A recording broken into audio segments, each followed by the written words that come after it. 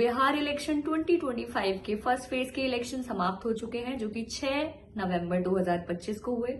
और इस इलेक्शन के बाद में काफी वीडियोस वायरल हो रही हैं। तो हम पहली वीडियो की बात करते हैं, जो कि पटना से वायरल हो रही है।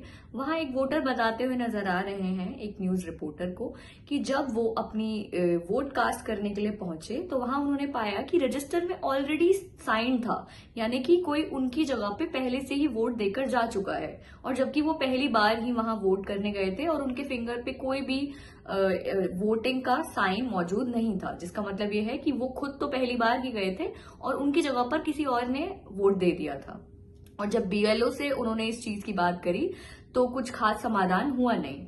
और एक और लेडी उस वीडियो में यह कहती हुई नजर आई कि जो उनका वोटिंग कार्ड पर जो उनका नाम है, उनके हस्बैंड का नाम है, वो तो सेम था, लेकिन रजिस्टर में जो कि बीएलओ के पास में होता है, वहां उन्होंने पाया कि उनकी शक्ल की जगह किसी और की शक्ल उस लिस्ट में मौजूद थी और उनकी जगह कोई और पहले से ही वोट देकर जा चुका था। और इस चीज पर बीएलओ से बातचीत की गई और उसका भी कोई समाधान नहीं हुआ है। तो ये सब इशारा करता है इलेक्शन में हो रही धांधलेबाजी की ओर। और दूसरी तरफ जो न्यूज आ रही है वो दीघा विधानसभा से आ रही है। वहां भी एक शख्स कहते हुए नजर आए कि जब वो वोटिंग लाइन में लगे हुए थे और वो ये कहते हुए नजर आ रहे हैं कि अभी तक तो उन्होंने वोट चोरी के बारे में सिर्फ सुना था, अब उन्होंने होते हुए देख भी लिया।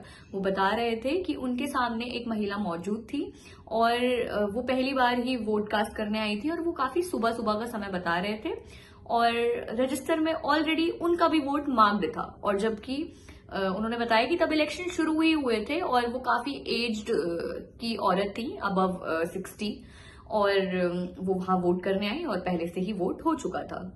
और वो काफी ज्यादा निराश नजर आ रहे थे अपने इस इंटरव्यू के दौरान जब वो रिपोर्टर से बातचीत कर रहे थे। और दूसरी ओर एक जगह से और वीडियो वायरल हो रही है, जो कि हो रही है दानापुर से, जहां लोगों को वोटिंग करने जाने के लिए नावों का सहारा लेना पड़ता है, यानी कि बोटिंग करके उन्हें वो एरिया में जाना पड़ता है जहां वोट होती है। और वहां देखा गया कि वहां उन वोटों पर एक पार्टी ने ऑलरेडी से कब्जा किया हुआ है और वो वोटर्स को वोट देने के लिए जाने नहीं दे रहे हैं। और एक और वीडियो वायरल हो रही है जो कि शिवानी शुक्ला की है, और उस वीडियो को मैं चाहूंगी कि आप देखें और फिर आप खुद से जज करें कि वो वीडियो में एग्जैक्टली चल क्या रहा है। वहां कोई तो वोटर हैं जो कि बैलेट यूनिट के खराब होने की बात कर रहे हैं। तो वो जो शिवानी शुक्ला जी हैं, जो कि एक प्रत्याशी भी हैं, वो अधिकारी को कॉल करती हैं और कहती हैं कि मैडम ईवीएम तो पहले से ही ठीक है यहाँ, और लेकिन यहाँ कोई मुकेश नाम के व्यक्ति आए हैं जो कि पूरा सिस्टम बदल देना चाहते हैं। मतलब ये किस तरीके की बात वो कर रही थी, पहले से ही वो दबाव बना रही हैं अधिकारी के ऊपर भी, और ये बताने की कोशिश कर रही हैं कि यहाँ सब कुछ ठीक है और अगर कोई रिपोर्ट कर रहा है तो वो गलत कर रहा है। और उसके बाद में उन्होंने कॉल कट कर दिया और उस आदमी की बात भी सही से नहीं सुनी। और उसके बाद में वो यह भी कहती नजर आई अपने लोगों से कि इनकी अच्छे से खातिरदारी कीजिएगा। और ये इस सब का मतलब क्या होता है वो आप और हम बहुत अच्छे से जानते हैं, हम अच्छे से इंटरप्रेट कर सकते हैं कि वो यहाँ क्या करने की कोशिश कर रही थी। तो ये तो रही बिहार इलेक्शन से आई हुई खबरों के बारे में। तो 5 नवंबर को पहले ही राहुल गांधी ने एक कॉन्फ्रेंस करी थी और उन्होंने हरियाणा इलेक्शंस में हुई धांधलेबाजी के बारे में बताया था। उनके हिसाब से हरियाणा इलेक्शंस में भी वोट चोरी हुई थी और उन्होंने काफी प्रूफ पब्लिक के सामने पब्लिक कॉन्फ्रेंस में उसमें रखे हैं। ऑल्दो लोग उनके इस कॉन्फ्रेंस को ज्यादातर लोगों ने डिनाई किया है कि ये ऐसा, अगर इनके पास सच में प्रूफ है तो सुप्रीम कोर्ट के पास जाएं, और मतलब वो धांधलेबाजी को डिनाई कर रहे हैं। लेकिन चलो आप उस धांधलेबाजी को डिनाई कर सकते हो, मान लिया, लेकिन अभी जो एक दिन पहले ही इलेक्शन हुआ है और वहां से जो वीडियोस वायरल हो रही हैं, आप उनको कैसे डिनाई कर पाओगे? आप कैसे ही डिनाई कर पाओगे उन वोटर्स को जो कि कंप्लेन कर रहे हैं कि जब वो वोट करने जाते हैं अपना कीमती समय निकालकर, तो पहले से ही किसी ने उनकी जगह पर वोट किया हुआ है और इसके अगेंस्ट कुछ भी नहीं हो रहा है, ना ही कोई अधिकारियों ने स्टेप लिया है। और मैं तो इलेक्शन कमीशन से जानना चाहूंगी अब कि अब आप कहां हो, आप ऐसी चीजों पर एक्शन क्यों नहीं ले रहे हो? आप कब लोगे एक्शन? जो आप ये कहते हैं ना कि इलेक्शन के बाद 45 डेज का टाइम होता है, तब क्यों नहीं? अब तो इलेक्शन के एक दिन बाद ही इस तरीके की चीजें सामने आ रही हैं और तब भी इलेक्शन कमीशन कोई भी स्टेप नहीं ले रहा है। और अभी तो 11 नवंबर को और इलेक्शन होना है। तो I don't know what is this going on.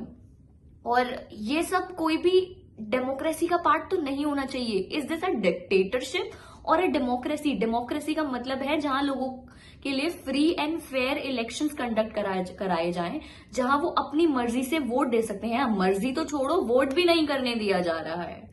तो ये कोई भी डेमोक्रेसी का पार्ट नहीं है, ये कोई भी लोकतंत्र का पार्ट नहीं है। और मुझे समझ नहीं आ रहा है कि अगर इस तरीके से इलेक्शंस हो रहे हैं तो इलेक्शंस करवाने का पॉइंट भी क्या है, जब पहले से ही डिसाइडेड है कि कुछ लोग पावर में हैं और उन्होंने अपने सारे इंतजाम किए हुए हैं अपने आप से वोट करा लेने के। कॉन्स्टिट्यूशन में मेंशन आर्टिकल 324 के अकॉर्डिंग इलेक्शंस को सही तरीके से कंडक्ट करने की जिम्मेदारी इलेक्शन कमीशन ऑफ इंडिया को दी गई है। और हम आशा करते हैं कि जिस तरीके की वीडियोस सामने आ रही हैं, इलेक्शन कमीशन ऑफ इंडिया को तुरंत ही एक प्रेस कॉन्फ्रेंस करनी चाहिए और जिस तरीके की ये धांधलेबाजी इलेक्शंस में हो रही है उनको पब्लिक की जवाबदेही है और उनको बताना चाहिए कि ये क्या हो रहा है और वो क्या स्टेप्स लेंगे इन चीजों को करेक्ट करने के लिए। अभी तो 11 नवंबर के इलेक्शंस बाकी हैं और अगर इसी तरीके से इलेक्शंस करवाने हैं तो इतना पैसा, इतनी कैंपेनिंग की जरूरत क्या है? लोगों को इतनी लंबी लाइनें, लोग अपने काम छोड़ छोड़कर इलेक्शंस में वोट करने के लिए जाते हैं इसलिए कि कोई और आकर उनकी जगह पर पहले से ही वोट करके चला जाए। It should not be acceptable in a democracy like India. हम 1.3 बिलियन से भी ज्यादा लोगों की डेमोक्रेसी है और अगर इस तरीके से इलेक्शंस होंगे तो क्या आपका और हमारा विश्वास इस इलेक्शन की प्रोसेस में रह जाएगा? मुझे तो नहीं लगता है। और ये तो एक डिक्टेटरशिप की टेंडेंसी है जो कि दिखाई दे रही है, जो भी ये कुछ हो रहा है। और आगे की खबर जानने के लिए हमारे साथ बने रहिए और हम वेट करेंगे कि इलेक्शन कमीशन से इन चीजों पर क्या रिस्पॉन्स आता है। तब तक के लिए धन्यवाद।